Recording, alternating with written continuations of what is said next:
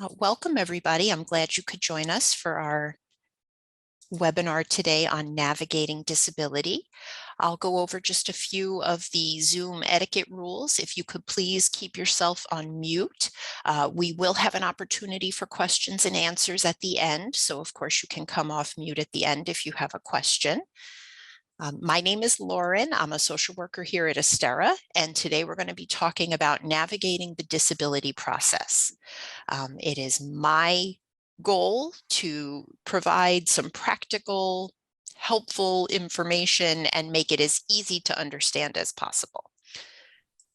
So before we jump into the heart of our topic today, I just wanted to go over a few things that a lot of people have heard about disability. So you don't have to answer out loud, but just think to yourself, have you heard any of these? Have you heard everyone gets denied the first time they apply for disability? Right? You'll need a lawyer to help you get your disability application approved. If you didn't purchase a private disability insurance policy like an AFLAC, you don't have coverage. Right? I think a lot of these are kind of common, and they're all actually false. They are all myths, and so we're going to kind of break each of them down. So our time today will be spent going over the different types of disability, whether or not you qualify, and how to apply for them. So disability is a payment you get to cover lost income when you cannot work due to illness or injury. So you can get payments from either a private policy, the state, or the federal government. And we're going to go over the differences between those options and how they work. I'm going to start with just a quick overview of private disability insurance. So private disability insurance is a policy that you purchase. I think somebody is not muted. If you could please mute yourself. Let me see if I'm able to do that. Okay, perfect. So private disability is a policy that you purchase from a company like AFLAC, Farmers, one of those. And if you have a private policy and you get sick or injured, you file your claims directly with that company. So they're going to have their own processes. It's usually pretty straightforward. Also, if you have employer-sponsored disability insurance, it's going to work the same as a private disability. So if your employer offers short-term disability, long-term disability, you're going to go through your HR department. For the purposes of today's workshop, we're going to focus on state and Social Security disability because in my experience, most people don't have a private policy. And if you do, like I said, it's pretty straightforward. You go directly through that company. So we'll start by talking about State of New Jersey temporary disability. Okay, so what this is the state of New Jersey provides cash payments to New Jersey workers who have to stop working due to a disability unrelated to their work, right? So this is separate from like a workers' comp claim. Your healthcare provider certifies how long you'll need to recover, and that can be for up to a maximum of 6 months. So your provider has to sign off on how much time is needed for your treatment and recovery. Often this is done a couple months at a time. And it's renewed as needed. So this is important to know because oftentimes people think if they have to go on temporary disability that they're automatically going to get 6 months off, and that may not be the case. And this is also important because people will hear about, temporary disability extensions. People think you can extend it beyond the 6 months. The extension is just if you're out shorter than 6 months. So let's say the doctor puts you out for 2 months and then you need more, they extend it. But it can only be extended to a maximum of 6 months, right? 6 months is the maximum amount you're allowed on temporary disability. So how do you know if you're eligible? So there's a few criteria. The first one is you must have paid into the system. If you've ever gotten a paycheck and wondered where did all my money go, then likely you have paid into disability, right? So I'm a huge Friends fan. Rachel gets her first job at the coffee house. She gets her first paycheck. She's all excited. I worked for this. I cleaned for this. I served for this. And she opens it up and says, and it wasn't worth it. Who's FICA and why did he get all my money? Right? And so this is just an illustration of all the money that they take out of your paycheck, it goes to programs like disability, retirement, things like that, Social Security retirement. And it's important because if you work as a contract employee, if you get paid under the table, if you own your own business and you're not having these deductions taken out of your pay, then you have not paid into the system. So the first criteria is you must have paid into the system. The second criteria for temporary disability is you need to have worked at least 20 weeks. Okay, that's the length of time that they require. And you need to have earned at least $240 a week, which is about $12,000 a year.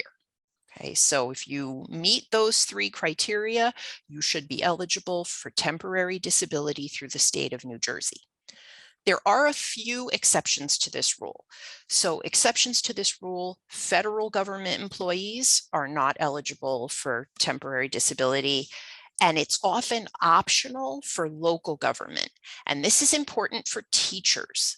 This includes teachers. Teachers do not automatically pay into temporary disability. It is given to them as an option, and many of them don't even know it. So unfortunately, oftentimes public school teachers have not paid into temporary disability.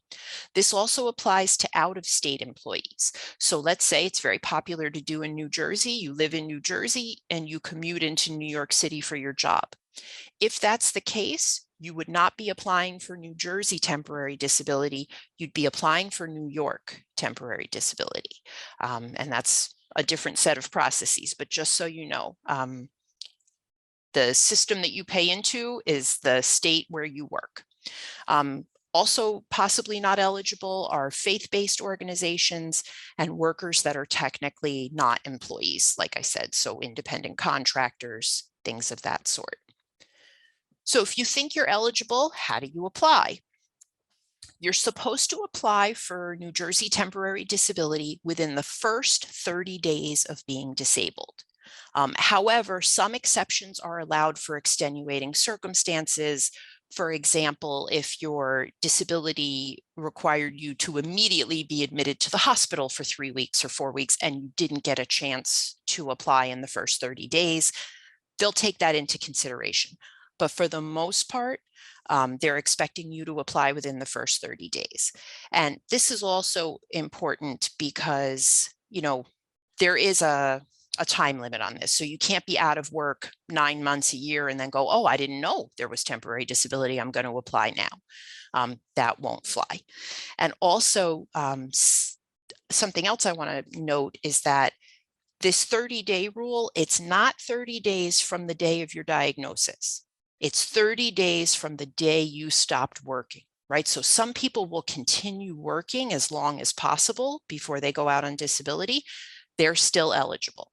You just have to apply within the first 30 days that you stopped working. Information that's going to be needed, there's a lot of it. It's basic stuff though. I know there's a lot of words on that slide. Don't get overwhelmed. Social security number, contact information, date of birth, the date you became disabled. That's an important one. I should highlight that one or circle it. So the date you became disabled is the date you were no longer able to work.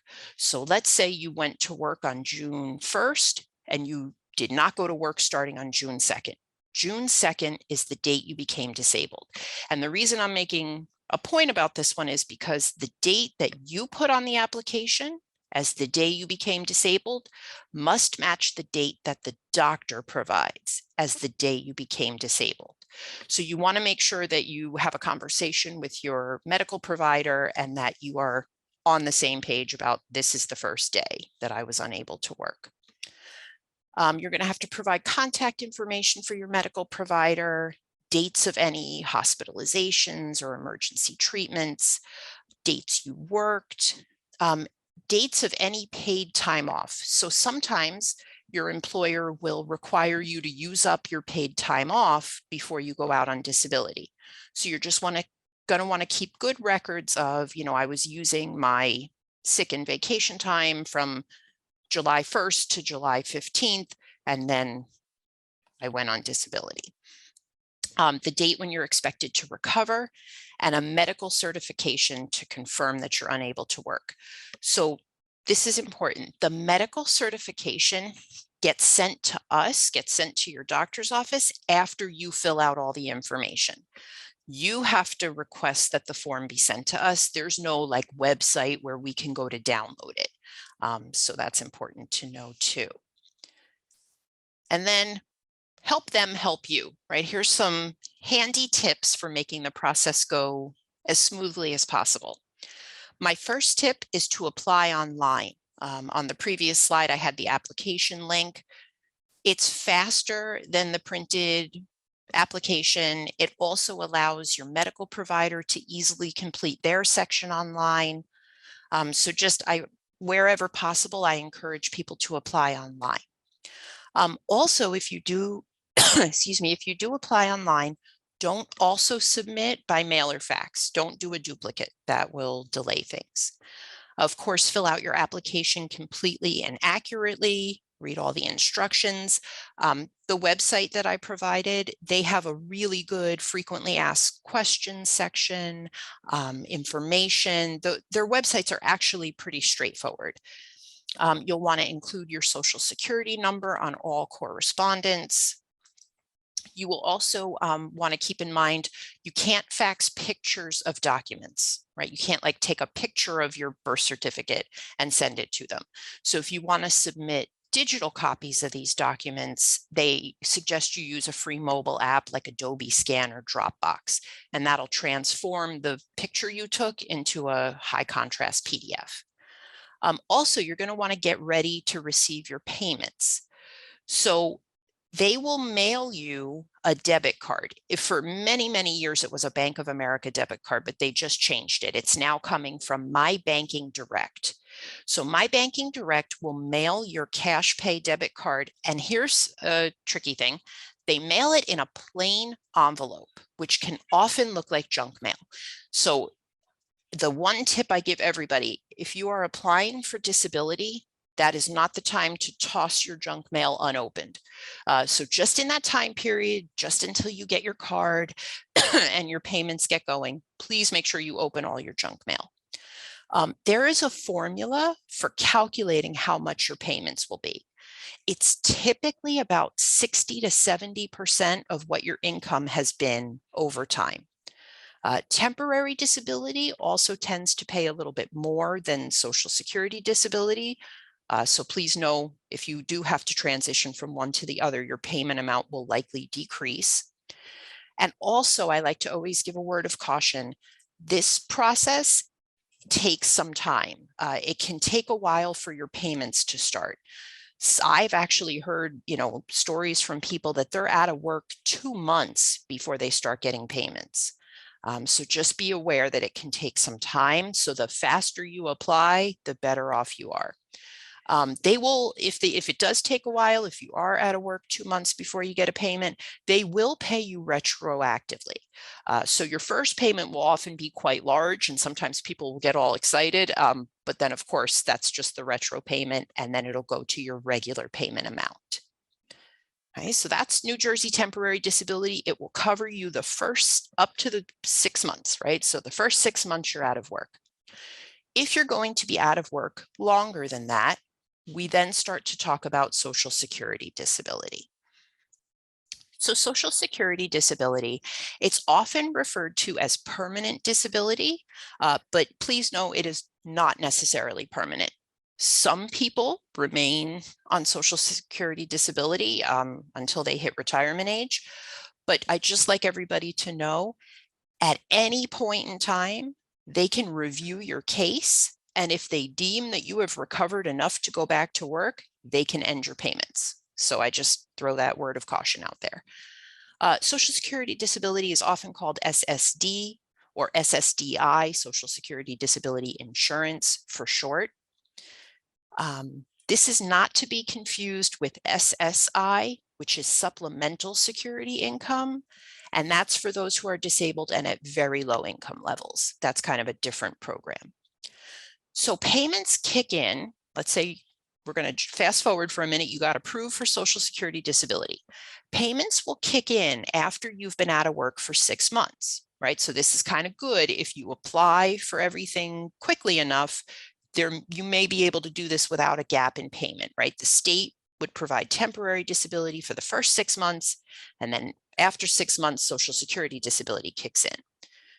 So you can apply anytime once you stop working. So I highly recommend, if you know you're going to be out the longer amount of time, get your temporary disability set up. And as soon as you're done with that, as soon as that's all set up, go right to the Social Security disability application. There is no harm in applying early. You'll just be all set up. There's one kicker about the transition from temporary disability to Social Security disability.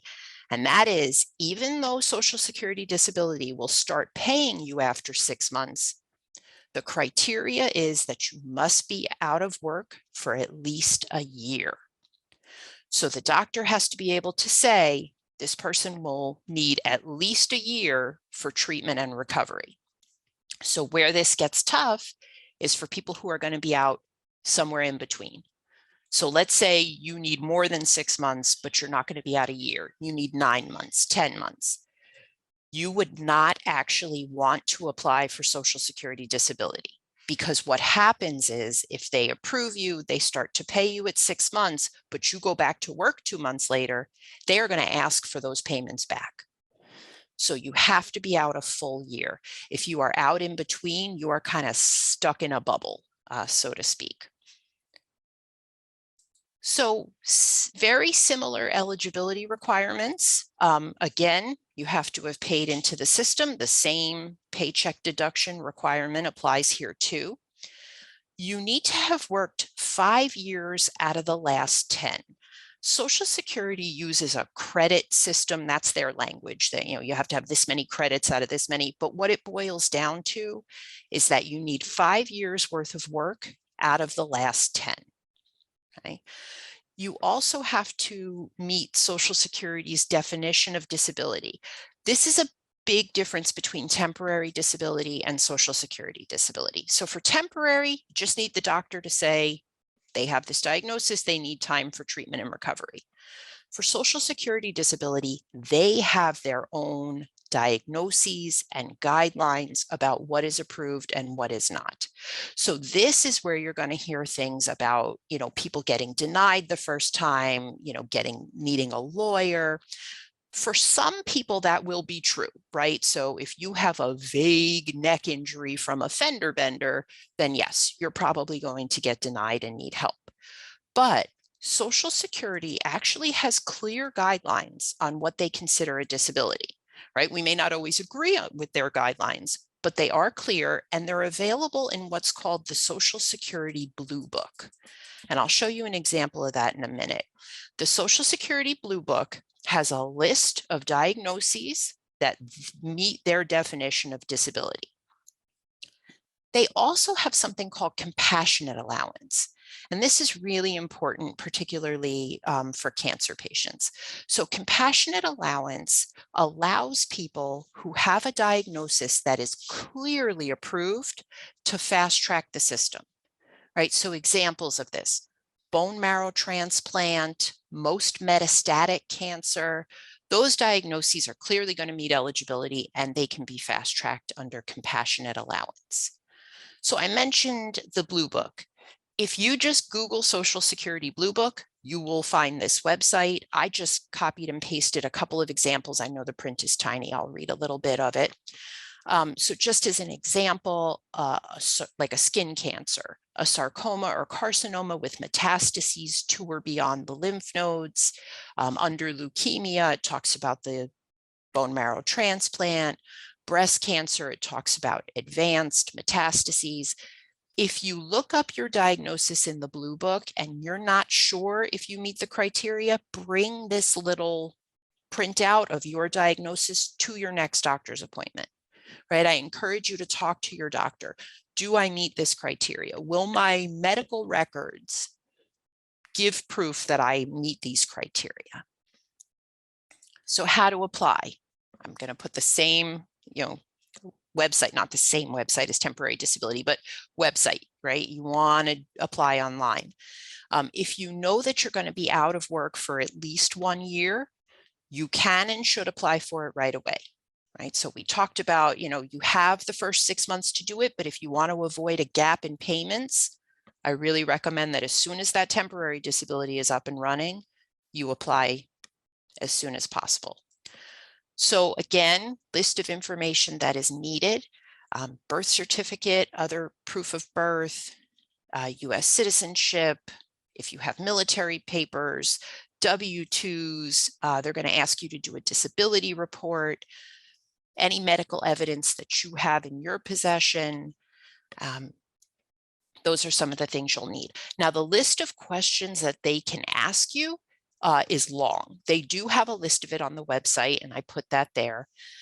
They can ask, extensive questions. So you're just going to, again, want to make sure you have all your dates, have all your documentation, in line. There are some benefits that are afforded to you if you are on Social Security disability. One of them is a trial return to work. So people, again, people like to call Social Security disability permanent, but it's not.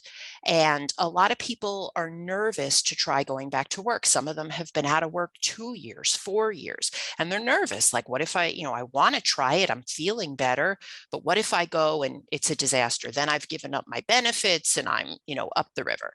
That is not the case at all. So of course, the government wants to encourage people to go back to work wherever possible. So they created the Trial Return to Work program. Basically, what this program does is any person who is on Social Security disability and wants to try going back to work can do so for up to 9 months before their disability benefits will be terminated. And this can be any 9 months out of a 60-month period. So you can try going back more than once. You can go back to work, you go for a few weeks, you say, oh, no way, I wasn't ready. Okay, that counts as, one of your 9 months. 6 months later, a year later, you want to do it again, you can try again. And it's also important to note that any month where you earn greater than $970 per month counts as one of your 9 months. But let's say you go back to work for 3 days and you earned, $300 that month. That will not count as one of your 9 months. So again, they're really trying to, encourage people to try returning to work wherever possible. Another benefit of Social Security disability is that after you've been out on Social Security disability for 2 full years, you will automatically be given Medicare.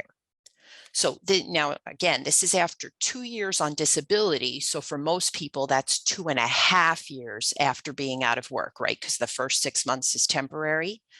The same Medicare stipulations would apply in terms of you'd need to pick up a secondary insurance, a prescription plan, but you will automatically get Medicare. So yes, there are 28-year-olds on Medicare. There are 30-year-olds on Medicare. If you're on disability for 2 full years, you'll automatically be given Medicare. Other things to note about Social Security disability. Once you reach full retirement age, your benefits will be switched from disability to retirement, but typically nothing changes. The amount remains the same. There's no interruptions in payments. But once you reach full retirement age, they do switch you over. And this is important because you're not allowed to collect both. You can't collect Social Security retirement and Social Security disability. So I just want to, in summary, make sure that everything is easy to understand. Temporary disability is provided by the state of New Jersey. It's payments for the first 6 months you're out of work, and you have to apply within the first 30 days of being disabled. Social Security disability is provided by the federal government. Payments begin after you've been out of work for 6 months. You must be out of work for a full 12 months, and you can apply anytime. Now, I want to clarify that statement: apply anytime in the first 6 months you're out of work, the sooner the better. To the best of my knowledge, there is actually no time limit on when you can apply for Social Security disability, right? So with the temporary disability, there is. If you've been out months and months and months, a year, you've missed the application deadline. For Social Security disability, there is no application deadline I am aware of. You just need to have the 5 years worth of work out of the last 10, have paid into it, right? All those things. But again, if you don't want a gap in payments, if you don't want a time without income, I just recommend you apply as soon as possible. Okay, so I'm gonna open things up to questions, just a couple of things before we start questions. Because we are recording this for our website and because we have a wide audience, I just ask that you don't ask any questions that are specific to your case. If you have questions that are specific to you, my contact information is on the slide. You can feel free to send me an email or give me a call. If a person has collected unemployment, how does that affect things? That's a great question. So it's the same rule where you can't collect both. You cannot collect unemployment and disability. So typically, if you collect unemployment, that would be like right after you leave the job.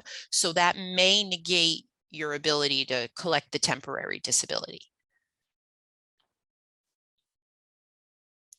You know, if you were collecting unemployment for months after you left your job, then you probably missed the window for temporary disability, but it should not affect your ability to apply for Social Security disability. That was a great question. Any other questions?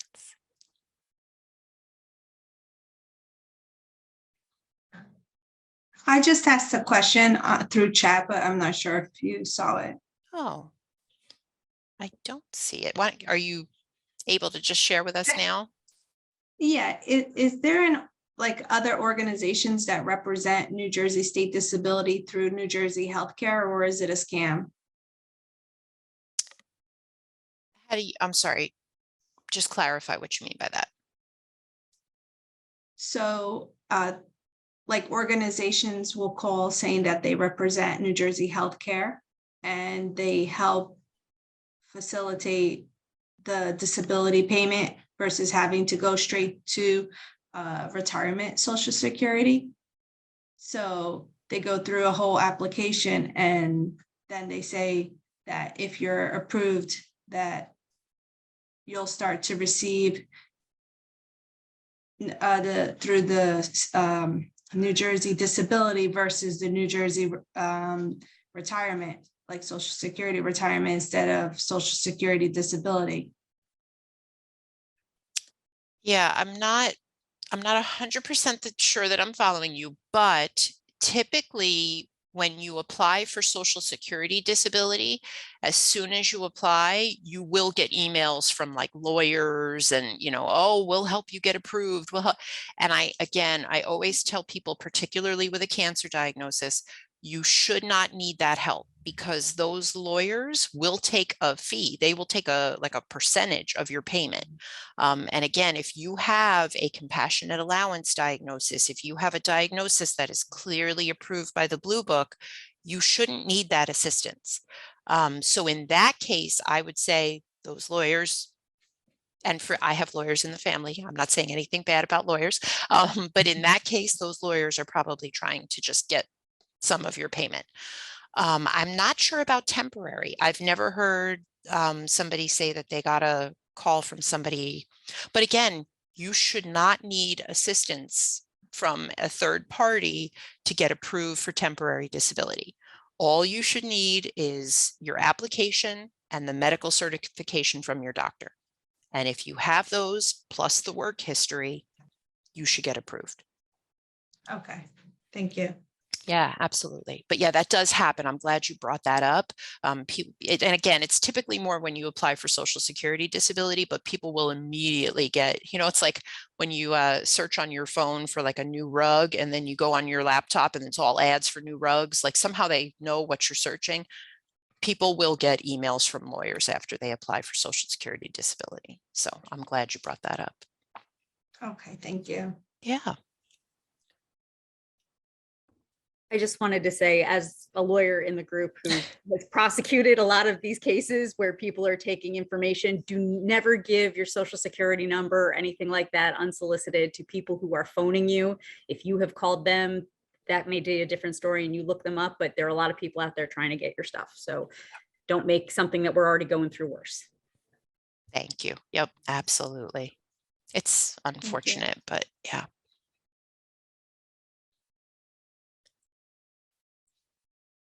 Any other questions? Okay, and again, we're going to make this available on our website, so you'll have access to it, you know, all the information contained in it. And of course, my contact information is up as well. So if there's no other questions, I thank you all for coming and I wish you the very best.